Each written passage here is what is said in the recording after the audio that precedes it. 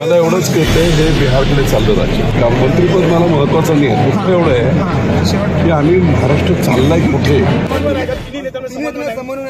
मला एवढंच कळतंय हे बिहारकडे चाललं राज्य. म्हणून मंत्रिपद मंत्रिपद महत्वाचं नाही माझ्यासाठी. माझी कामं करणे, मला लोकांनी निवडून दिलेलं आहे. माझ्या मतदारसंघातली काम. मंत्रिपद मला महत्वाचं नाही आहे. दुसरं एवढं आहे की आम्ही महाराष्ट्र चाललाय कुठे. तुम्हाला विभागीय नेतृत्व द्यायची जायची. पश्चिम महाराष्ट्र, उत्तर महाराष्ट्र, विदर्भ, मराठवाडा आणि तिथून लोकांच्या कामासाठी उपयुक्त अशी माणसं त्यांच्या हातात सत्ता देत महाराष्ट्र आम्ही इतकं पुढे नेला. आपण कुठेतरी रिव्हर्स चाललोय.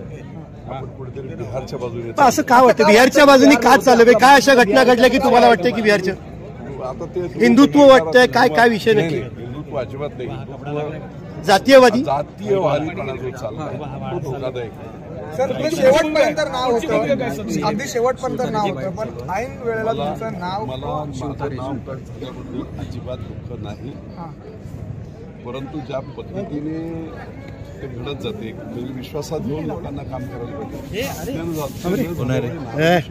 पुढची भूमिका काय? बापू 2.5 वर्षानंतर मंत्रिपद मिळावं अशी अपेक्षा आहे का? वर्षानंतर मंत्रिपद दिलं तरी मी घेणार नाही. पुढची भूमिका काय असेल?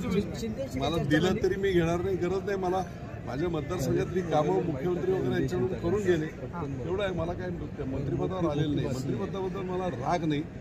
वागणुकीबद्दल प्रचंड. सर, एकनाथ शिंदेमध्ये राग आहे. थेट प्रश्न काय ना ते ठीक आहे. आता ते कोणाचं नाव घ्यायचं. सर, मध्ये क्लिप टाका एकत्र बाईट सौजन काहीतरी एक बापू इकडे बघा.